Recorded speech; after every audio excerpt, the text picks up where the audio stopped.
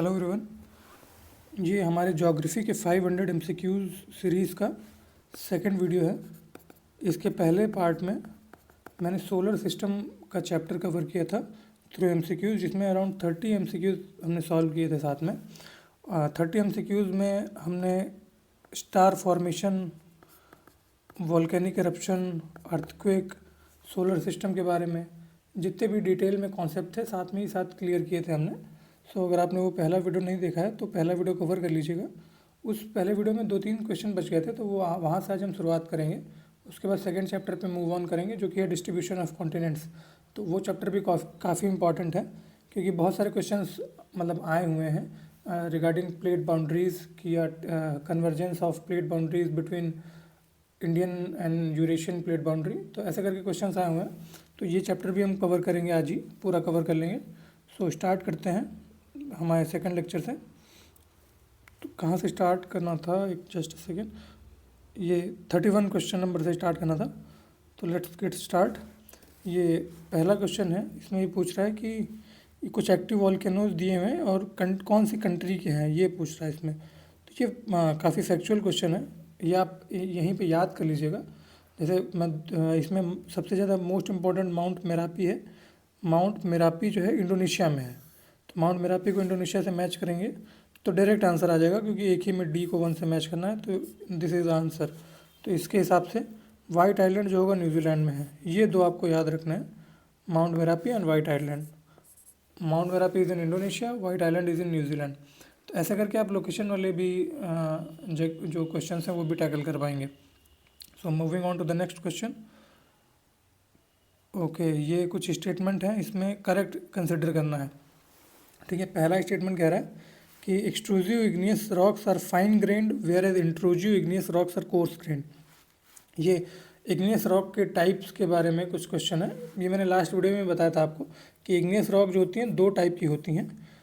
पहला अगर ले लें तो पहले को एक्सट्रूसिव बोलते हैं, दूसरे को इंट्रूसिव बोलते हैं। एक्सट्रूसिव रॉक्स वो होती हैं जब जो लावा होता है, ये मान लीजिए अर्थ का इंटीरियर है, तो जब लावा जो अर्थ के इंटीरियर से बाहर आके सरफेस पे अगर कूल डाउन होता है, ये सरफेस पे आके अगर कूल डाउन हुआ तो इसको बोलते हैं एक्सट्रूसिव रॉक्स। एक्सट्रूसिव रॉक को वॉल्केनिक रॉक्स भी बोलते हैं, क्योंकि सरफेस पे लावा कूल डाउन हो रहा है। सेकंड होता है इंट्रूसिव रॉक। इंट्रूसिव रॉक में लावा जो है इरप्ट होता है जब मैग्मा, तो लावा बीनीथ द सरफेस ही कूल हो जाता है, तो उसको इंट्रूसिव रॉक बोलते हैं। अगर सरफेस के अंदर ही कूल हो रहा है तो उसको इंट्रूसिव रॉक बोलेंगे, अदरवाइज वो एक्सट्रूसिव रॉक होता है। ठीक है, अब ये क्या कह रहा है कि एक्सट्रूसिव रॉक जो होती हैं ये फाइन ग्रेन्ड होती हैं, और इंट्रूसिव जो होती हैं वो कोर्स ग्रेन्ड होती हैं। तो ये बात सही है, क्योंकि जो इंट्रूसिव रॉक्स होती हैं ये बहुत जल्दी कूल नहीं होती हैं, कूलिंग इनकी स्लो होती है, क्योंकि अर्थ की जो खुद की हीट होती है उसकी वजह से इनकी कूलिंग स्लो होती है। तो इसकी वजह से कूलिंग स्लो होने की वजह से इनके क्रिस्टल जो होते हैं काफ़ी बड़े होते हैं, लार्ज क्रिस्टल होते हैं इंट्रूसिव रॉक्स के। और वहीं पे जो एक्सट्रूसिव रॉक होती है वो सरफेस के बाहर मतलब सॉलिडिफाई होती है, तो उस वजह से कूलिंग जल्दी होती है। जल्दी कूलिंग होने की वजह से छोटे छोटे क्रिस्टल्स बनते हैं उसमें, तो इस वजह से वो फाइन ग्रेन्ड होती है। तो ये स्टेटमेंट सही है। फिर moving on to the next statement कह रहा है कि एक्सट्रूसिव इग्नियस रॉक जो होती है उनको वॉल्केनिक रॉक बोलते हैं, और इंट्रूसिव को प्लूटोनिक बोलते हैं। ये तो अभी मैंने बताया था कि एक्सट्रूसिव को वॉल्केनिक रॉक बोलते हैं क्योंकि सरफेस के बाहर होती है, इंट्रूसिव को प्लूटोनिक बोलते हैं। ये याद रखिएगा, ये इंपॉर्टेंट है। ठीक है, तो ये भी सही है। थर्ड स्टेटमेंट कह रहा है कि igneous rocks are free from fossil but source of mineral of great economic value. ये कह रहा है कि जो इग्नियस रॉक्स होती हैं फॉसिल फ्री होती हैं, बट जो मिनरल्स होते हैं वो बहुत हाई इकोनॉमिक वैल्यू के होते हैं। तो ये स्टेटमेंट इस वजह से सही है, क्योंकि जो इग्नियस रॉक होती है उसमें लेयरिंग नहीं होती है। लेयरिंग ना होने की वजह से उसमें फॉसिल रिटेन नहीं होते, उसमें फॉसिल नहीं पाए जाते हैं, क्योंकि वो एक ही बार में सॉलिडिफाई हो जाती है। ठीक है, तो इस वजह से बट उसमें जो मिनरल्स होते हैं, वो जो मिनरल्स मिलते हैं जैसे गोल्ड हो गया, ये सब काफ़ी हाई वैल्यू होते हैं। तो इस वजह से ये स्टेटमेंट भी सही है। तो 1 2 3 ऑल आर करेक्ट, इसमें ऑल, ये डी वाला ऑप्शन सही हो जाएगा। अगला क्वेश्चन है मेटामॉर्फिक रॉक्स के रिगार्डिंग। मेटामॉर्फिक रॉक्स पहले बता देता हूँ मैं, मेटामॉर्फिज्म का मतलब क्या होता है। मेटामॉर्फिज्म का मतलब होता है चेंजेस इन फॉर्म, मतलब चेंजेस इन फॉर्म, जब फॉर्म में चेंजेस होते हैं तो उसको मेटामॉर्फिज्म बोलते हैं। ठीक है, अब ये कह रहा है कि मेटामॉर्फिक रॉक से रिलेटेड कुछ 2 स्टेटमेंट हैं, उसको उसमें करेक्ट आइडेंटिफाई करना है। पहला स्टेटमेंट कह रहा है कि the dynamic metamorphism takes place under the stress of temperature. Okay, मतलब ये कह रहा है कि डायनेमिक मेटामॉर्फिज्म जो होता है वो टेम्परेचर के चलते होता है, ठीक है। तो मेटामॉर्फिज्म दो टाइप का होता है, एक डायनेमिक, दूसरा होता है थर्मल। थर्मल या इसको कॉन्टैक्ट मेटामॉर्फिज्म भी बोलते हैं। डायनेमिक मेटामॉर्फिज्म जो होता है ये प्रेशर के अंडर में होता है। जब प्रेशर एक्सट्रीम होता है तो जो मतलब चेंज फॉर्म में चेंजेस होते हैं उसको डायनेमिक मेटामॉर्फिज्म बोलते हैं, क्योंकि चेंजेस लाइक कि कलर में चेंज हो गया, टेक्सचर चेंज हो गया, कंप्लीट स्ट्रक्चर चेंज हो गया, तो उसको मेटामॉर्फिज्म बोलते हैं। अगर डायनेमिक है तो वो प्रेशर इंड्यूस्ड होगा, अगर थर्मल है तो वो टेम्परेचर इंड्यूस्ड होगा। टेम्परेचर के स्ट्रेस में अगर होता है तो उसको थर्मल या कॉन्टैक्ट मेटामॉर्फिज्म बोलते हैं। तो ये स्टेटमेंट गलत हो जाएगा, यहाँ पे डायनेमिक में प्रेशर होना चाहिए था, ठीक है। तो ये पहला स्टेटमेंट हमारा गलत हो गया। सेकंड स्टेटमेंट क्या कह रहा है, in the case of dynamic metamorphism shale gets converted into slate.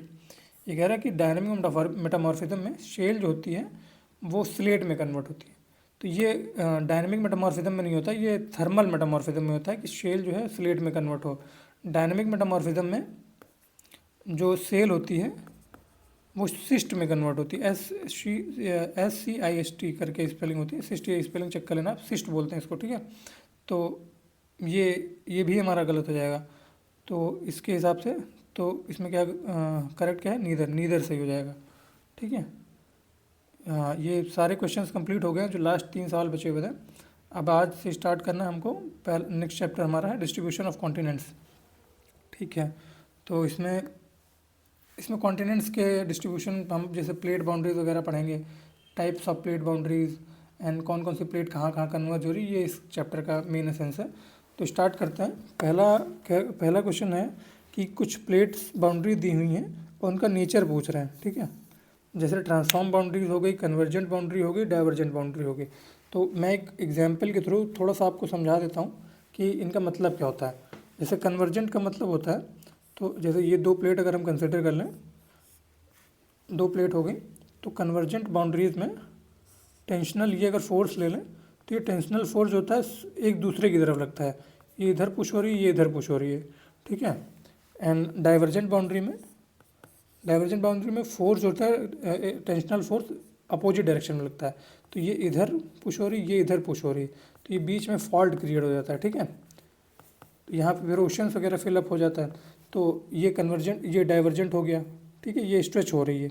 Similarly अगर ट्रांसफॉर्म बाउंड्री देखें तो ये ट्रांसफॉर्म बाउंड्री में जो फोर्स होता है वो हॉरिजॉन्टली लगता है, ठीक है, दोनों तरफ। तो इसमें कुछ क्रिएशन नहीं हो पाता है क्योंकि ये आपस में ऊपर ही स्लिप कर जाते हैं एक दूसरे के ऊपर, तो इससे जैसे क्रस्ट का फॉर्मेशन नहीं हो पाता है, ठीक है।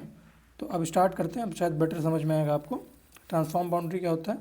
इसमें कह रहा है कि ट्रांसफॉर्म बाउंड्री जो है इसमें नई क्रस्ट जनरेट होती है क्योंकि plate pulls away from each other. इसमें प्लेट बोल रहा है एक दूसरे से अलग पुल होती हैं, तो ये गलत है क्योंकि ये तो कन्वर्जेंट बाउंड्री डाइवर्जेंट बाउंड्री का फीचर था ना कि प्लेट एक दूसरे से अलग पुल हो रही हैं और क्रस्ट जनरेट हो रही है। यहाँ पे जो स्पेस होगा ये फिल होगा, तो ये गलत हो जाएगा हमारा। इसको गलत करने से ही शायद आंसर नहीं अभी नहीं आएगा, ठीक है। दूसरा क्या कह रहा है, कन्वर्जेंट बाउंड्री जो होती है इसमें crust is destroyed as one plate dives under the another. ये मैंने लास्ट वीडियो में बताया था कि जब डेंस एक प्लेट डेंस है दूसरी लेस डेंस है, तो अगर कोलाइड करती हैं प्लेट्स तो जो हायर डेंसिटी की प्लेट होती है वो नीचे सबडक्ट कर जाती है। तो ये ओशन अगर प्लेट ले लें तो ये अगर कोलाइड करेंगी तो ये नीचे सबडक्ट कर जाएंगी, ये इसके कन्वर्जेंस में, ठीक है। तो क्रस्ट यहाँ पे डिस्ट्रॉय हो रहा है इस एरिया का, तो ये सही हो जाएगा हमारा, सेकंड इज़ करेक्ट।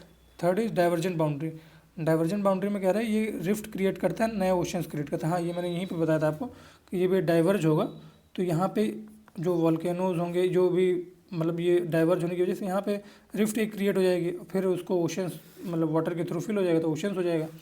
तो ये भी सही स्टेटमेंट, तो इसमें बी सही है, 2 and 3 ओनली, ठीक है। अब सेकंड क्वेश्चन पे आते हैं। Second question is regarding plate tectonics.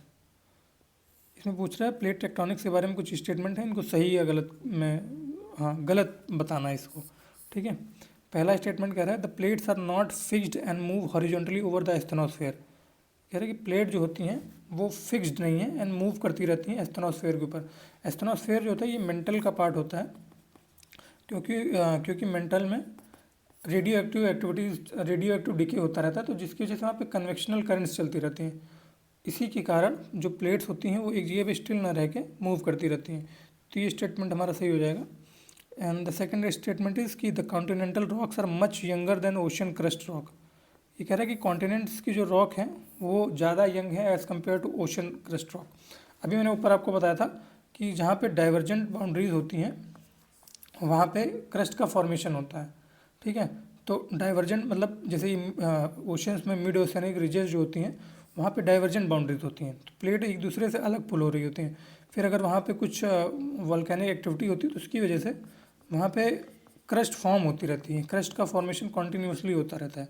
जब कॉन्टीन्यूसली क्रस्ट का फॉर्मेशन होता रहेगा तो यहाँ की जो रॉक्स होंगी वो ज़्यादा यंग होंगी, क्योंकि यहाँ पे लगातार फॉर्मेशन हो रहा है, कॉन्टीन्यूस फॉर्मेशन हो रहा है। एंड इसी की वजह से आप देखेंगे कि जो ओशियनिक क्रस्ट होता है वो ज़्यादा थिन है as compare to continental crust, ठीक है। ये वहाँ क्योंकि सेडिमेंटेशन उतना ज़्यादा एक्यूमुलेट नहीं हो पाया है रेगुलर कॉन्टीन्यूस एक्सप्लोजन की वजह से, कह सकते हैं कि कॉन्टीन्यूस क्रिएशन की वजह से। तो ये स्टेटमेंट गलत हो जाएगा क्योंकि continental rocks are much older than oceanic crust rocks, ठीक है। फिर third statement is the mid oceanic ridges are the most active in terms of volcanic eruption. हाँ, ये भी मैंने बताया था कि मिड ओशियनिक रिजेस जो होती हैं डाइवर्जेंट बाउंड्रीज पे होती हैं, एंड डाइवर्जेंट बाउंड्रीज पे मोस्टली क्योंकि क्रस्ट जो होती है डिस्ट्रॉय हो रही होती है, डिस्ट्रॉय जब होती है तो थिन भी होती रहती है, तो फिर जो मेंटल होता है उसका मेंटल प्लूम वो पास आ जाता है, तो पास आने की वजह से इरप्शन बहुत हेवी इरप्शन होता है यहाँ पे, ठीक है। तो ये स्टेटमेंट इज़ करेक्ट। इसमें इनकरेक्ट पूछा था तो ओनली 2 इज़ इनकरेक्ट, ठीक है। नेक्स्ट क्वेश्चन पे बढ़ते हैं। पूछ रहा है कि which of the following phenomena suggest about the C floor spreading. C floor spreading को कौन सा फिनोमेना सजेस्ट करता है। इसमें पहला स्टेटमेंट कह रहा है the age of the rock increases as one moves away from the crust. जब क्रस्ट से हम दूर बढ़ते हैं तो रॉक्स की जो एज होती है वो बढ़ती जाती है। ये एक फैक्ट है, मतलब फैक्ट के तरीके से याद कर सकते हैं हम, क्योंकि जब इरप्शंस होते हैं तो ये चेन एक माउंटेन की चेन बनती जाती है, मतलब मिड ओशियनिक रिजेस पे अगर आप ले लें तो ये माउंटेन्स की चेन बनती जाती है। तो यहाँ पे सबसे पहला जब इरप्शन हुआ था तो ये नई एक मतलब एक माउंटेन क्रिएट हुआ था, फिर वो जब नया होता जाता है, चेंज होता जाता है, ठीक है। तो इस वजह से आप जब दूर बढ़ते हैं तो रॉक्स की एज जो होती है वो बढ़ती जाती है, ठीक है। तो ये पहला करेक्ट स्टेटमेंट हो जाएगा। इसको याद रखना है कि रेगुलर मतलब स्टेटमेंट है, ये पूछ सकते हैं, कभी भी पूछ सकते हैं। फिर सेकंड इज कि plates moving horizontally over the asthenosphere. जो प्लेट्स हॉरिजॉन्टली मूव करती रहती हैं एस्थनोस्फेयर से वो सी फ्लोर स्प्रेडिंग को बताती हैं। तो प्लेट्स के मूवमेंट से सी फ्लोर स्प्रेडिंग का बहुत ज़्यादा पता नहीं चलता है, मतलब नहीं पता चलता है, क्योंकि ये मतलब कॉन्टिनेंटल ड्रिफ्ट की एविडेंस एक शो करता है, ना कि सी फ्लोर स्प्रेडिंग का। तो ये भी गलत, ये स्टेटमेंट हमारा गलत हो जाएगा। थर्ड स्टेटमेंट पे आते हैं the ocean floor sediments are very thin as compare to the continental floor. ये अभी मैंने ऊपर बताया था कि यहाँ पे कॉन्टीन्यूस फॉर्मेशन होता रहता है ओशन फ्लोर्स पे, इसी वजह से जो वहाँ का जो सेडिमेंटेशन होता है वो बहुत थिन होता है, क्योंकि एक्यूमुलेशन का टाइम नहीं हो पाता है, लगातार फॉर्मेशन और डिस्ट्रक्शन की वजह से एक्यूमुलेशन का टाइम नहीं होता है, तो इस वजह से थिन हो जाता है। ये स्टेटमेंट जो है एनसीईआरटी की स्टेटमेंट है, एनसीईआरटी से डायरेक्ट पूछी भी जा चुकी है अभी तक एग्जाम में, तो इसको याद रखना रहेगा, ठीक है। And the fourth statement is constant eruption at the crust of oceanic ridges pushes the oceanic crust on either side. हाँ, ये स्टेटमेंट कह रहा है कि जब मिड ओशियनिक रिजेस पे जब इरप्शन होता है तो वो क्रस्ट जो होता है दोनों तरफ मतलब साइड में पुश करता रहता है, ठीक है। तो इसका मतलब ये है, जैसे ये ले लें हम, यहाँ पे मेंटल प्लूम था, ये इरप्ट हुआ, ओशियनिक रिज बनी, रिजेस का मतलब चेन बन गई है, तो ये जिधर को बढ़ रहा है तो वहाँ पे क्रस्ट फॉर्म हो रही है, प्लस ये कहीं पे ट्रेंचेस में जाके डिस्ट्रॉय हो रही है, ठीक है, ट्रेंचेस में डिस्ट्रॉय भी हो रही है, तो इस वजह से दोनों तरफ ये पुश करता है। तो ये स्टेटमेंट भी हमारा सही हो जाएगा। तो अब क्या पूछ रहा था इसमें, करेक्ट पूछ रहा था, तो करेक्ट इसमें 1, 3 and 4 are correct, 1, 3 and 4 are correct. मैं मार्क कर देता हूँ इसको, 1, 3 and 4 are correct. Next question is, इसमें पूछ रहा है कि which of the above might be responsible for the tectonic movement. Tectonic movements के लिए कौन कौन सा रिस्पॉन्सिबल है। शायद कुछ गलत मार्क हो गया, ठीक है। तो पहला कह रहा है कि पोल फ्लीइंग फोर्स, पहला पोल फ्लीइंग फोर्स के बारे में कह रहा है। पोल फ्लीइंग फोर्स जो होता है ये अर्थ के रोटेशन से रिलेट करता है। अर्थ का रोटेशन, ये एग्जाम में शायद यूपीएससी ने पूछ भी रखा है कि पोलर फ्लीइंग फोर्स जो है किससे रिलेट करता है, तो अर्थ के रोटेशन से याद रखना है। तो इस वजह से ये टेक्टोनिक मूवमेंट को थ्योरी को मतलब रिस्पॉन्सिबल या सपोर्ट करता है, ठीक है। तो ये याद रखना कि पहला सही इसमें। Second, प्लेसर deposits. प्लेसर डिपॉजिट्स जो होते हैं मिनरल्स का डिपोजिशन होता है। तो जैसे आपने पढ़ा होगा कि जो घाना कोस्ट है, जो साउथ अफ्रीका के वेस्टर्न बॉर्डर पे जो घाना कोस्ट है, यहाँ पे गोल्ड के डिपॉजिट्स मिलते हैं, ठीक है। बट यहाँ पे कोई गोल्ड का वो नहीं है, एज सच कोई खदान वदान नहीं है। स्टिल यहाँ पे गोल्ड के वो मतलब एविडेंसेस मिलते हैं, माइंस मिलती हैं, मतलब गोल्ड्स के डिपॉजिट मिलते हैं, बट यहाँ पे कोई खान वान नहीं है, ठीक है। वो इस वजह से है क्योंकि ये जो जब पैंजिया था, जो एक सिंगल कॉन्टिनेंट मास था, पैंजिया जब वहाँ से टूटना स्टार्ट हुई थी डिफरेंट कॉन्टिनेंट्स में, तो ब्राज़ील के कोस्ट से इसका कनेक्शन था। तभी आप जिगसॉ शेप जब देखते होंगे तो ये फिट भी हो जाएगा यहाँ पे। तो इस वजह से यहाँ पे, इसकी वजह से यहाँ पे प्लेसर डिपॉजिट मिलते हैं। तो ये कोई टेक्टोनिक मूवमेंट्स के लिए रिस्पॉन्सिबल नहीं है, ठीक है। ये उसका एविडेंस जरूर देता है टेक्टोनिक एक्टिविटी का, कि जो कॉन्टिनेंटल ड्रिफ्ट का एविडेंस देता है, बट ये ऐसे उसके लिए कोई रिस्पॉन्सिबल नहीं है। तो ये गलत हो जाएगा। ये गलत करते ही शायद आंसर भी आ जाएगा 1, 3 एंड 4। हाँ 1, 3 एंड 4 आ गया आंसर, ठीक है। बाकी आप स्टेटमेंट देख लीजिएगा, ये सही है। ग्रेविटी भी है, टाइडल फोर्स भी है, radio active current within the earth भी है, ठीक है। Next we are moving to question number 5। अब ये कह रहा है कि continents are the part of a plate. Continents जो होते हैं प्लेट के पार्ट होते हैं। प्लेट जो होती है, जैसे आपने मेजर प्लेट्स और माइनर प्लेट्स पढ़े होगा, जिनका मूवमेंट होता है टेक्टोनिक मूवमेंट। तो प्लेट अगर आप देखें तो प्लेट, जैसे ये कॉन्टिनेंट हो गया, फिर ये सी लेवल, ये सी हो गया, तो ये सारा एक प्लेट का ही हिस्सा है ना। जैसे इंडियन ओशन जो हो गया, तो वहाँ पे इंडियन ओशन और इंडो ऑस्ट्रेलियन प्लेट है। इसमें इंडिया भी है, ओशन भी आता है, पूरा इंडियन ओशन, ऑस्ट्रेलिया भी आता है। तो कॉन्टिनेंट भी उसी का तो पार्ट होगा। तो इस हिसाब से ये स्टेटमेंट सही है। सेकेंड स्टेटमेंट क्या कह रहा है कि mid oceanic ridges and sea floor spreading does not have any influence on the sea level. ये स्टेटमेंट वैसे भी एक्सट्रीम लग रही है कि इतना बड़ा फिनोमिना है मिड ओशियनिक रिजेस और सी फ्लोर स्प्रेडिंग का, इसका कोई इम्पैक्ट नहीं है, इन्फ्लुएंस ही नहीं है। तो स्टेटमेंट गलत है, ठीक है। थर्ड स्टेटमेंट क्या है, सी floor spreading prove that the ocean itself is the site of tectonic activity. ये मैंने अभी आपको बताया था ना कि ओशंस भी जो होते हैं प्लेट का ही पार्ट होते हैं। टेक्टोनिक एक्टिविटी तो एक मतलब सब पार्ट है जो कि प्लेट्स का है, ठीक है। तो ये भी सही हो जाएगा। तो इसके चलते दूसरा अगर गलत कर दें, ये गलत, ये गलत, ये भी गलत, क्योंकि इसमें भी दूसरा आ जाएगा। तो 1 and 3 इज़ करेक्ट, ठीक है। 5 क्वेश्चन हमारे सॉल्व हो गए। आगे बढ़ते हैं। हाँ, ये 6 नंबर क्वेश्चन मैंने सोचा था आपको एक होमवर्क देने के लिए। तो जो लोग भी यहाँ तक पहुँचे हैं 6 क्वेश्चन का आंसर जरूर दीजिएगा, ठीक है। Next question number 7।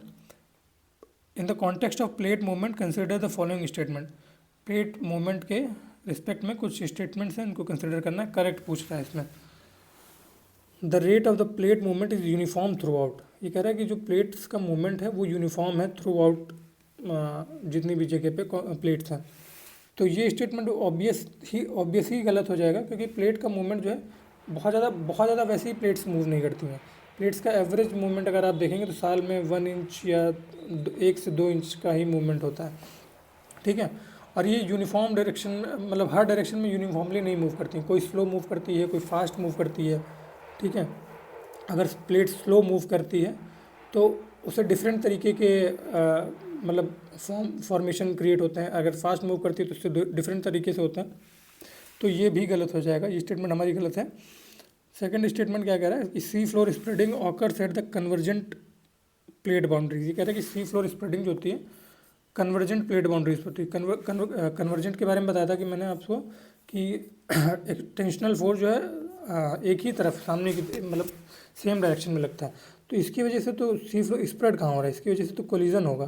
देखिए ना, आसपास जब सामने टकराएंगे ना, स्प्रेडिंग में तो जब टेंशनल फोर्स जो होती है अपोजिट डायरेक्शन में लगे तो ये स्प्रेडिंग हो रही है। तो ये हमारा कन्वर्जेंट नहीं होगा, यहाँ पे डाइवर्जेंट होना चाहिए। तो ये भी गलत हो जाएगा। थर्ड स्टेटमेंट इज कि the magnetic history of the earth is recorded in the spreading ocean floors. ये कह रहा है कि जो अर्थ की मैग्नेटिक हिस्ट्री है वो ओशन फ्लोर्स के स्प्रेडिंग में रिकॉर्ड हो जाती है। तो ये सही स्टेटमेंट होगा, क्योंकि जब वोल्केनिक eruption वगैरह होता है रिजेज में रिजेज जब क्रिएट होती हैं तो जो उसका मैग्नेटिक प्रॉपर्टीज़ होती हैं वो एग्जिस्ट करती हैं उसमें, तो जिसकी वजह से जब स्प्रेडिंग होती है तो वो आगे बढ़ती रहती है ना, प्रॉपर्टीज़ भी बदलती रहती हैं, तो इस वजह से ये स्टेटमेंट सही हो जाएगा। इसमें only 3 is the correct statement. Question number 8 क्या कह रहा है, with reference to the plate tectonic consider the following statement. Convection current in the mantle is one of the driving force behind the movement of the plate. कह रहा है कि convection current जो mental में होती है वो ड्राइविंग फोर्स है behind the movement of plate. तो ये सही है, क्योंकि उसी की वजह से तो प्लेट मूवमेंट होता है, जब कन्वेक्शनल करंट्स चलती रहती हैं ये ऐसे ऐसे ऐसे करके ये with in the surface of the अर्थ, तभी तो प्लेट्स मूव करती हैं, तो ये स्टेटमेंट सही हो जाएगा। सेकंड स्टेटमेंट है, shallow focus earthquake are usually of large spread causing greater damage at the source of at the surface of the earth crust. इसमें कह रहा है सैलो फोकस जो अर्थक्वेक होते हैं वो ज़्यादा डिस्ट्रक्टिव होता है। सैलो फोकस का मतलब यही होता है कि जो सरफेस होती है अर्थ की, उससे 20 से 30 किलोमीटर के डिस्टेंस में जब अर्थक्वेक ओरिजिनेट होता है तो उसको सैलो फोकस अर्थक्वेक बोलते हैं, क्योंकि कोई चीज़ अर्थ के सरफेस से इतनी पास में ओरिजिनेट हो रही है तो इसका इम्पैक्ट लार्जर होगा। ठीक है, एक डीप फोकस अर्थक्वेक होते हैं, डीप फोकस जो होते हैं वो काफ़ी डीप होते हैं, लगभग 100 किलोमीटर 70+ किलोमीटर के पास है, तो उतना ज़्यादा इम्पैक्ट नहीं आ पाता है, वो अर्थ ही मतलब मैनेज कर लेती है या उसको एब्जॉर्ब कर लेती है शॉक्स को। बट जब सैलो फोकस होता है तो उसका जो इम्पैक्ट होता है डैमेज भी बहुत ज़्यादा होता है, स्पीड भी बहुत ज़्यादा होती है। तो ये स्टेटमेंट भी हमारा सही है। पूछा था करेक्ट, इसमें पूछा है तो correct both 1 and 2 are correct. एक सेकंड मैं इसको इरेज कर देता हूँ थोड़ा सा, पानी भी पी लेता हूँ।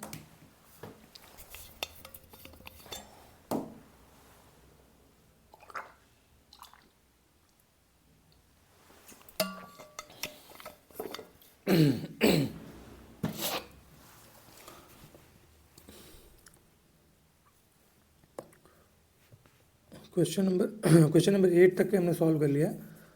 क्वेश्चन नंबर 9 पे पहुंच रहे हैं। क्वेश्चन नंबर 9 क्या कह रहा है, क्वेश्चन नंबर 9 पूछ रहा है कि सी फ्लोर स्प्रेडिंग हाइपोथेसिस के बारे में स्टेटमेंट दी हुई है, उसमें करेक्ट आइडेंटिफाई करना है। पहला है कि the hypothesis was coined by the Arthur Holmes.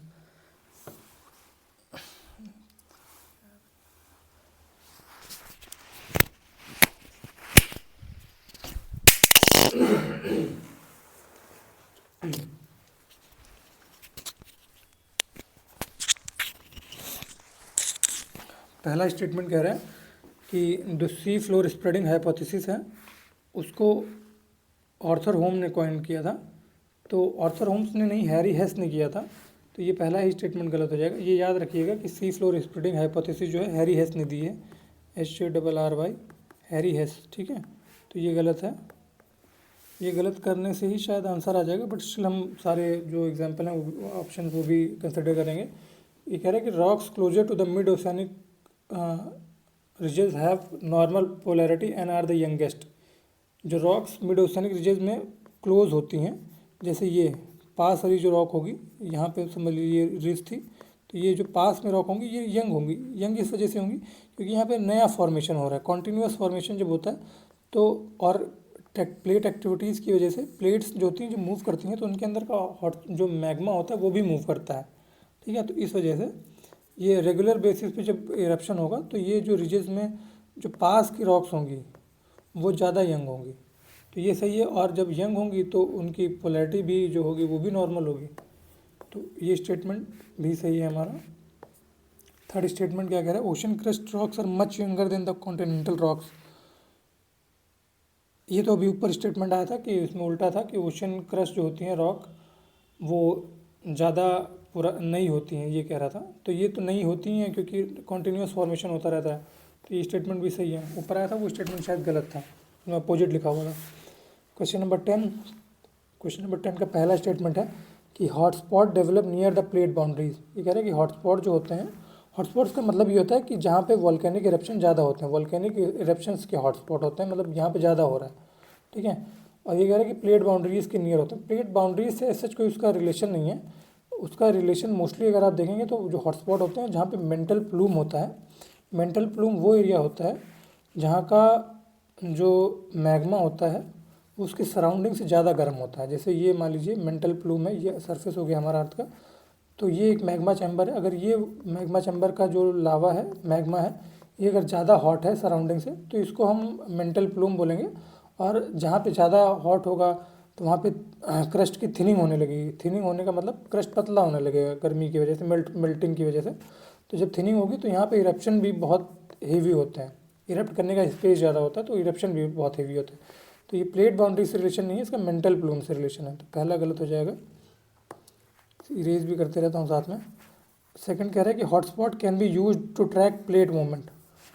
Hotspot जो होते हैं ये प्लेट मूवमेंट को भी ट्रैक कर सकते हैं। अभी मैंने जैसे आपको बताया कि ये कोई हॉटस्पॉट है अगर ये अर्थ के सरफेस के विदिन, ठीक है, तो हॉटस्पॉट जो होते हैं ये अपनी पोजीशन खुद नहीं चेंज करते हैं, ये स्टैटिक ही होते हैं मोस्टली।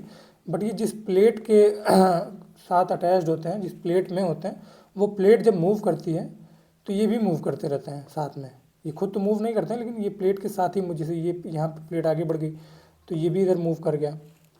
तो इस वजह से ये प्लेट के मूवमेंट को भी ट्रैक करा देते हैं, क्योंकि जहाँ पे थे वहाँ पे इन्होंने पहले लैंडफॉर्म क्रिएट किया, अब आगे बढ़ेंगे तो उसकी जो मैग्नेटिक प्रॉपर्टीज़ स्टडी करके हम प्लेट का मूवमेंट भी ट्रैक कर लेते हैं। ठीक है, तो ये स्टेटमेंट इज़ करेक्ट।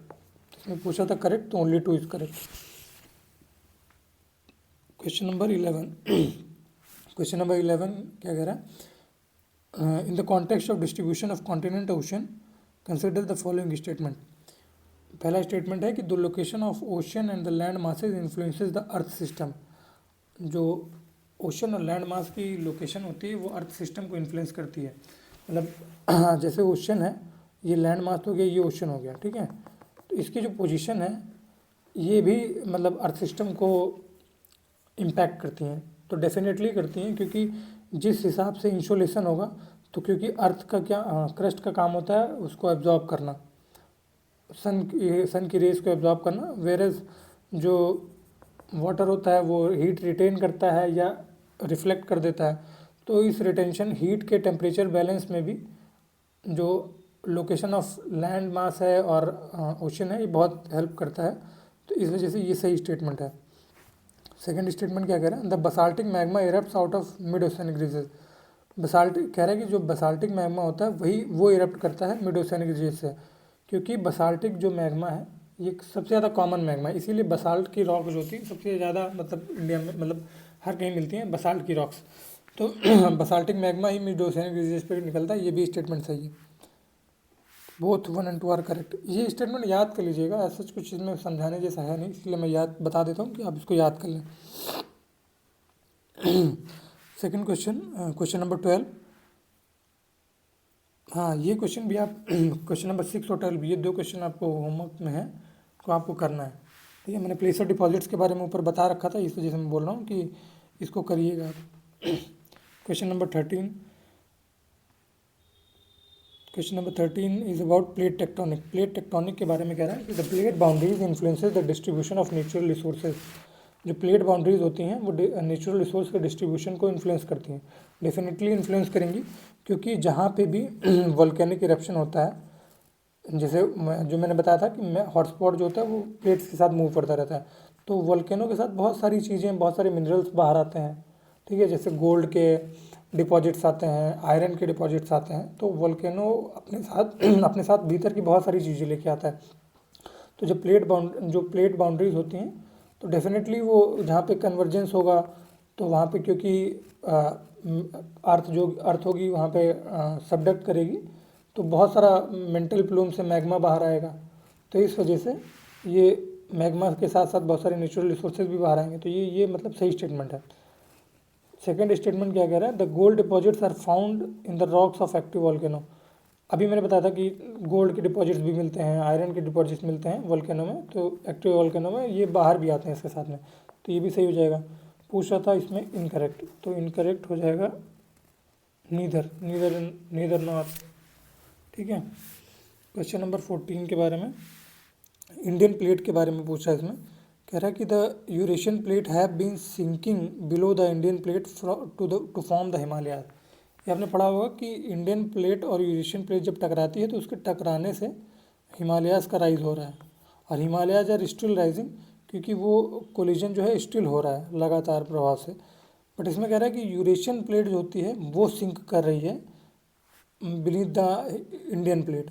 तो ये स्टेटमेंट गलत है, क्योंकि साइंटिस्ट ने बताया है कि जो यूरेशियन प्लेट है वो ना सबडक्ट करके जो इंडियन प्लेट है वो यूरेशियन प्लेट के नीचे जा रही है। जैसे ये मान लीजिए यूरेशियन प्लेट है, तो ये इंडियन प्लेट जो है ये ऐसे जा रही है, तो इसकी वजह से जहाँ यहाँ पे पहले 33 था उसका सेडिमेंटेशन जो है वो उसका सेडिमेंट जो है वो अपलिफ्ट हो रहा है।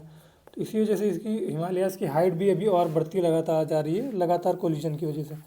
तो ये पहला स्टेटमेंट गलत है, क्योंकि इंडियन प्लेट जो है वो सिंक कर रही है। सेकंड स्टेटमेंट क्या कह रहा है, the Deccan traps were formed during the volcanic due to the volcanic eruption after the Himalayan mountain building were started. कह रहा है कि जब जो डेक्कन ट्रैप्स हैं हिमालयाज़ के माउंटेन बिल्डिंग के स्टार्ट होने के बाद डेक्कन ट्रैप बने। बट लेकिन हमने ये पढ़ा है कि जब इंडिया जो है एक लार्जर कॉन्टिनेंट जिसका नाम पेंजिया था, पेंजिया जब ब्रेक हुआ फिर गोंडवाना और लॉरिशिया में, तो इंडिया जो था गोंडवाना का पार्ट था, गोंडवाना लैंड का पार्ट था।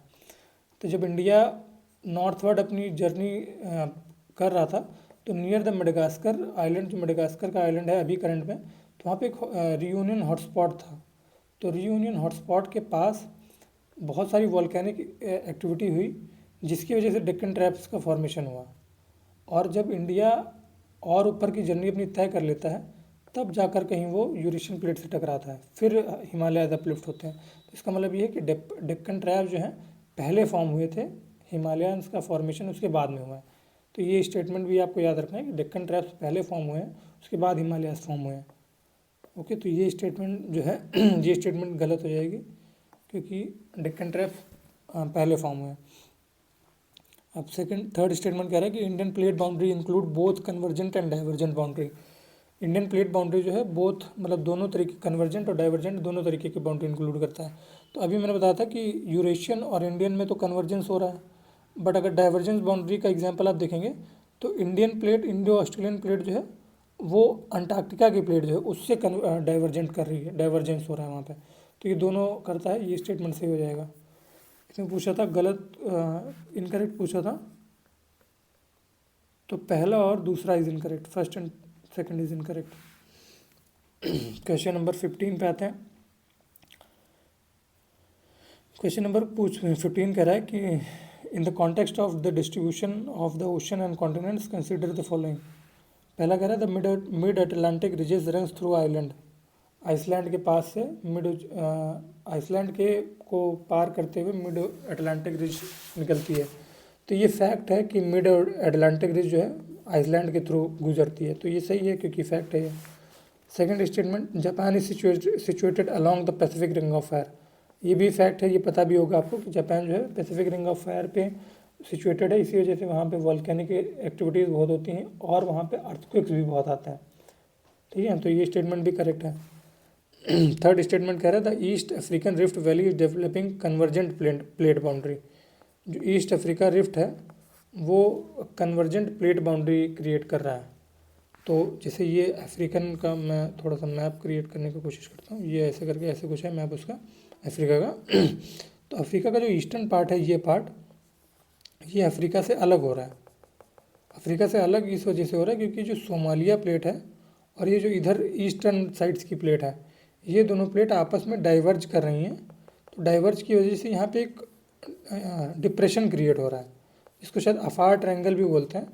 तो ये डाइवर्जेंस की वजह से हो रहा है, ना कि कन्वर्जेंस की वजह से, क्योंकि कन्वर्जेंस में मैंने बताया ये सेम डायरेक्शन में फोर्स लगता है और ये जो रिफ्ट क्रिएट होने के लिए डाइवर्जेंस फोर्स लगना चाहिए। ठीक है, तभी तो रिफ्ट क्रिएट होगी। ऊपर भी मैंने बताया था कि डाइवर्जेंट प्लेट बाउंड्रीज में रिफ्ट वैली क्रिएट होती है, फिर ओशंस बनते हैं। तो ये गलत हो जाएगा। तो 1 और 2 आर करेक्ट। क्वेश्चन नंबर 16 पे पहुँचते हैं। क्वेश्चन नंबर 16 है कि कॉन्टिनेंटल ड्रिफ्ट थ्योरी के बारे में कुछ स्टेटमेंट है, इनको कंसिडर करना है। पहला है कि continental drift theory is propounded by the Alfred Wegener which suggest that the continent shift position on the earth surface. Continental drift theory जो है अल्फ्रेड वेगनर ने प्रोपाउंड करी थी। ये अर्थ के सरफेस पे जो कॉन्टिनेंट्स हैं उनके पोजीशन शिफ्टिंग को सजेस्ट करता है। तो ये प्लेट टेक्टोनिक की तो बात होगी ना, ये क्योंकि प्लेट टेक्टोनिक जो प्लेट्स मूव करती हैं तो पोजीशन भी चेंज होती है कॉन्टिनेंट्स की। तो ये स्टेटमेंट सही है, और ये याद रखना कि कॉन्टिनेंटल ड्रिफ्ट थ्योरी जो है अल्फ्रेड वेगनर ने दिया था। Second statement is gravitational force was considered as one of the forces behind the continental drift theory by Alfred Wegener. ये कह रहा है कि ग्रेविटेशनल फोर्स को अल्फ्रेड वेगनर ने one of the major force consider किया था। तो ये गलत है, क्योंकि अल्फ्रेड वेगनर ने टाइडल फोर्स को और पोलर फ्लीइंग फोर्स को, फ्लीइंग फोर्स जो था रोटेशन ऑफ अर्थ से रिलेटेड, इसको ज़्यादा बड़ा कंसिडर किया था फोर्स। ठीक है, तो ये गलत हो जाएगा, नॉट ग्रेविटेशन। तो only one is correct. Question number 17 ये फैक्चुअल क्वेश्चन है, इसमें प्लेट्स के बारे में पूछ रहा है। तो इसमें जो कोकोस प्लेट है बिटवीन, कह रहा है आंसर इसका कि साउथ अमेरिका और पैसिफिक प्लेट के बीच में है। तो ये गलत है, साउथ अमेरिका के बीच में नहीं, ये सेंट्रल अमेरिका और पैसिफिक प्लेट के बीच में है। तो पहला ही गलत करेंगे अगर आप, पहला गलत करने से ये 2 और 3 आंसर आपका आ जाएगा। तो अब ये 2-3 आप याद कर लीजिएगा कि फुजी प्लेट जो है नॉर्थ ईस्ट ऑफ ऑस्ट्रेलिया में है, कैरोलिन प्लेट जो है फिलीपींस और इंडियन स्टेट के बीच में है। तो ये दोनों सही हैं, बस ये फैक्चुअल है तो याद कर लेना आप। ठीक है, ये सेंट्रल अमेरिका में है। क्वेश्चन नंबर 18 क्या कह रहा है, which of the following plates is not a part of major tectonic plates on the earth lithosphere. इसमें कौन सी जो प्लेट है वो मेजर प्लेट का पार्ट नहीं है। तो मेजर टेक्टोनिक प्लेट जो है वो हमने पढ़ा है, ये 7 है। ठीक है, जिसमें पहला देख लेते हैं, पहला पैसिफिक प्लेट है, ये तो सही है। फिलीपीन प्लेट नहीं है, ये माइनर प्लेट है। अंटार्कटिका प्लेट जो है ये भी मेजर प्लेट है, और अरेबियन प्लेट जो है ये माइनर प्लेट है। यूरेशियन प्लेट जो है ये भी मेजर प्लेट है। तो 7 होनी थी, 3 इसमें से सही हैं। चौथी हमारी एक नॉर्थ अमेरिका प्लेट है, 5वीं हमारी साउथ अमेरिका प्लेट है। नेक्स्ट इज आर यूरेशियन हो गया तो अफ्रीकन प्लेट हो जाएगी। ठीक है, फिर एक हमारी इंडो ऑस्ट्रेलियन प्लेट है। तो ये 1 2 3 4 5 6 7, तो 7 ऐसे सारी हो गई मेजर टेक्टोनिक प्लेट्स। तो इसमें सही क्या है, 1 3 5। अच्छा, पूछा नॉट अ पार्ट ऑफ, पूछा कौन नहीं है, तो इसमें 2 और 4 नहीं है। तो ये these 2 are not the part of major plate. अब क्वेश्चन नंबर 19 पे आते हैं। क्वेश्चन नंबर 19 कह रहा है कि विच ऑफ द फॉलोइंग, मतलब अरेंज करना है इसको कि कोस्ट से डीप सी में कौन कौन सी ओशन रिलीफ फीचर्स आएंगे। अगर कोस्ट से हम आगे बढ़ें तो डीप सी तक के कौन कौन से फीचर आएंगे। जैसे ये मान लीजिए एक हमारा कोई एक बीच था, बीच के बाद यहाँ से ये हम आगे बढ़े तो ये फिर ये हमारा ये बिल्कुल वो सी आ गया हमारा ये। ठीक है, तो इसमें से इसको अरेंज करना है। तो सबसे पहले जो ये टिल्ट होता है, थोड़ा सा मुड़ा होता है, इसको हम कॉन्टिनेंटल शेल्फ बोलते हैं। ठीक है, इसके बाद ये एरिया जो होता है इसको बोलते हैं कॉन्टिनेंटल राइज। फिर देन ये पार्ट जो होता है इसको हम बोलते हैं कॉन्टिनेंटल स्लोप। फिर ये होता है, ये हमारा एबिसल प्लेन इसको बोलते हैं। ठीक है, तो सेल्फ से स्टार्ट होता है, तो कॉन्टिनेंटल सेल्फ से, तो ये 4, फिर स्लोप, फिर राइज, फिर एबिसल प्लेन। तो ये हमारा आंसर इसका बी बन के आ रहा है। सेल्फ, फिर स्लोप आ गया, ये स्लोप होगा, ये राइज होगा। ठीक है, तो ऐसे ये अरेंज हो गया, ये याद कर लीजिएगा, इंपॉर्टेंट है ऐसा। क्वेश्चन नंबर 20 पे आता है। क्वेश्चन नंबर 20 क्या कह रहा है कि mid oceanic ridges are the example of constructive plate margin. अभी मैंने बताया था कंस्ट्रक्टिव और डिस्ट्रक्टिव। कंस्ट्रक्टिव में जब डाइवर्जेंस होता है तो वहाँ पे वोल्केनिक एक्टिविटीज़ के चलते यहाँ पे क्रस्ट का फॉर्मेशन होता है। ठीक है, मिड ओशनिक रिजेस बनती हैं जिसमें माउंटेन चेन्स का फॉर्मेशन होता है। तो ये कंस्ट्रक्टिव नहीं है, इसको डिस्ट्रक्टिव बोलते हैं, डाइवर्जेंट वाला है ये। तो ये गलत हो जाएगा। Himalayas are form due to the convergence between oceanic and continental plate. कह रहा है कि हिमालयाज जो फॉर्म हुए हैं उनमें कन्वर्जेंस हुआ है ओशियानिक एंड कॉन्टिनेंटल प्लेट्स का। तो कन्वर्जेंस हुआ है ये तो सही है, बट जो दोनों प्लेट्स हैं, इंडियन प्लेट और यूरेशियन प्लेट, दोनों कॉन्टिनेंटल प्लेट्स हैं। ठीक है, तो ये गलत हो जाएगा, ये भी गलत है। मतलब हमारा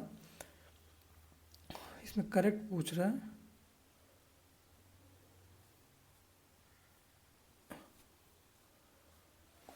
थर्ड, हाँ करेक्ट, इसमें पूछा है तो थर्ड स्टेटमेंट कह रहा है कि जो सैन एंड्रियास फॉल्ट है कैलिफोर्निया के पास, वो डिस्ट्रक्टिव प्लेट मार्जिन का एग्जांपल है। जैसे रिजेस जो है कंस्ट्रक्टिव में नहीं बनती हैं। Okay okay okay, I think कुछ शायद मैंने गड़बड़ कर दिया है। कंस्ट्रक्टिव जो प्लेट मार्जिन कंस्ट्रक्टिव इसी वजह से उनको बोलते हैं क्योंकि यहाँ पे कंस्ट्रक्शन हो रहा है। ठीक है ठीक है, डिस्ट्रक्टिव उसको बोलते हैं जहाँ पे कोलिजन होता है, तो ये सही हो जाएगा। वो डाइवर्जेंट में कन्फ्यूज़न हो गई, डाइवर्जेंट और कन्वर्जेंट में। तो कंस्ट्रक्टिव ही प्लेट मार्जिन बोलेंगे इसको क्योंकि यहाँ पे कंस्ट्रक्शन हो रहा है। देखिए प्लेट्स का माउंटेन फॉर्मेशन हो रहा है, तो ये सही स्टेटमेंट है हमारा। थर्ड स्टेटमेंट क्या कह रहा है, San Andreas fault near the California is the result of destructive plate margin. San Andreas fault जो है ये ट्रांसफॉर्म बाउंड्री पे है, तो यहाँ पर डिस्ट्रक्शन नहीं हो रहा है क्योंकि ट्रांसफॉर्म बाउंड्रीज पे ना तो अर्थ का क्रस्ट फॉर्म होता है ना डिस्ट्रॉय होता है, तो ये गलत हो जाएगा। ये याद रखिएगा कि सैन एंड्रियास फॉल्ट जो है ट्रांसफॉर्म बाउंड्री पे है, ट्रांसफॉर्म में लिख दे रहा हूँ, तो इसमें only one is correct. Next आगे बढ़ें क्वेश्चन नंबर 21 पे। क्वेश्चन नंबर 21 कह रहा है कि कुछ इसमें ओशन रिलीफ दी हुई है, इसके कैरेक्टरिस्टिक्स पूछ रहा है। तो जैसे पहले ये कह रहा है कि मिड ओशनिक रिजेस जो हैं चेन ऑफ माउंटेन्स हैं at the bottom of sea bottom, तो ये तो सही है, मैंने बहुत बारी आपको बता रखा है अभी कि सी बॉटम में है। ठीक है। ट्रेंचेस कह रहा है कि narrow and deep steep sided depressions, तो ट्रेंचेस भी वही होता है ना कि जब जहाँ पे क्रस्ट जो होती है डिस्ट्रॉय हो जाती है तो जो ट्रेंचेस क्रिएट होती हैं, जैसे मिड ओशनिक ट्रेंच आपने पढ़ी होगी। ठीक है, तो ये सब ट्रेंचेस हैं, तो ये भी फीचर भी सही दिया हुआ है। गोयाट जो होता है फ्लैट टॉप सी माउंट्स होते हैं जिनके टॉप जो होता है फ्लैट होता है, तो ये याद रखना, गोयाट याद रखना, बाकी ये तो नाम से ही पता चल जाएगा। ठीक है, तो ये all 3 are correct, 1 2 3 all correct. Question number 22 पे अगर पहुँचें तो ये कह रहा है कि which of the following evidence support the continental drift theory, कौन सा इसमें कॉन्टिनेंटल ड्रिफ्ट थ्योरी को सपोर्ट करता है। Rich प्लेसर deposits of gold in घाना, जो घाना में गोल्ड के डिपॉजिट्स हैं वो कॉन्टिनेंटल ड्रिफ्ट थ्योरी को सजेस्ट करते हैं। तो अभी मैंने बताया था जो वेस्टर्न मार्जिन है उसका अफ्रीका का, यहाँ पे शायद घाना है कहीं पे, और ये ब्राज़ील जो था, तो ये जिक्सॉ शेप बनता है क्योंकि यहाँ पे कोई मतलब ऐसा एविडेंस नहीं है कि यहाँ पे गोल्ड मिलना चाहिए, स्टिल वहाँ पे मिलता है। तो इस वजह से मिलता है क्योंकि ये प्लेसर डिपॉजिट्स हैं, वहाँ पे डिपॉजिट्स का मिनरल्स का एक्यूमुलेशन हो गया है। ठीक है, तो ये ब्राज़ील के पास जब ये था तो यहाँ पे होना चाहिए था, बट वो टूटने के बाद उसने जब डिस्टेंस ट्रेवल किया कॉन्टिनेंट में, तो इस वजह से यहाँ भी मिलता है। तो ये दिखाता है कि कॉन्टिनेंट जो है ड्रिफ्ट कर रहे हैं आपस में, तो ये तो सही है हमारा। सेकंड स्टेटमेंट क्या कहता है, the Gondwana system of tillite sediments found in the land mass of northern hemisphere. ये कह रहा है कि गोंडवाना सिस्टम के जो टिलाइट सेडिमेंट्स हैं, इसको टिलाइट ही पढ़ते हैं शायद, टिलाइट जो होता है उसका मतलब ये होता है कि ग्लेशियल डिपॉजिट्स, जो मतलब ग्लेशियल का मतलब बर्फ़ के टाइप में डिपॉजिट्स थे, उसके एविडेंसेस मिलते हैं। मतलब बहुत सारा, जैसे बर्फ़ जब आगे बढ़ती है तो स्पेस को काटती चलती है ना, वेदरिंग करती चलती है, तो उसके डिपॉजिट्स जो हैं वो नदर्न हेमिस्फेयर के लैंड मास में मिलते हैं। तो ये गलत है, ये नदर्न हेमिस्फेयर के लैंड मास में नहीं मिलते हैं, ये सदर्न हेमिस्फेयर में जो भी लैंड मास हैं, जैसे हमारा ऑस्ट्रेलिया हो गया, इधर ये हमारा हो गया अफ्रीका, तो ऐसे करके 6 पार्ट हैं जहाँ पे मिलता है। तो ये नदर्न नहीं होगा, ये सदर्न होगा, ये गलत हो जाएगा। और फिर तो ये मतलब ऐसा चीज़ को बताता भी नहीं है क्योंकि एविडेंस पूछ रहा है कौन सा कॉन्टिनेंटल ड्रिफ्ट थ्योरी का सपोर्ट करता है। थर्ड स्टेटमेंट है कि the rock of the same age across the ocean, across the ocean, जैसे मान लीजिए यही मैंने बताया था कि ये ब्राज़ील में यहाँ पे कोई रॉक है और ये घाना में कोई रॉक है, तो इनकी एज सेम अगर है तो यही शो करता है कि ये कभी साथ में रहे होंगे, बाद में ड्रिफ्ट होने की वजह से ये दूर हो गए, तो ये भी शो करता है। तो 1 and 3 are correct, 1 and 3 are correct. Okay, तो इसके साथ शायद हमारा ये चैप्टर भी ख़त्म होता है, और हाँ ये चैप्टर हमारा ख़त्म हो गया। अब नेक्स्ट चैप्टर हम स्टार्ट करेंगे the minerals and the rocks, ये हम अगले वीडियो के लिए रखते हैं। अगला वीडियो शायद आपको मोस्ट प्रोबेबली संडे को मिल जाएगा, संडे को 2 वीडियो मिलेंगे क्योंकि भी ये जो लास्ट संडे था वो मैं रिकॉर्ड नहीं कर पाया था। तो तब तक के लिए आप अपना कंटिन्यू करिए अच्छे से पढ़ाई। Will see you in the next lecture.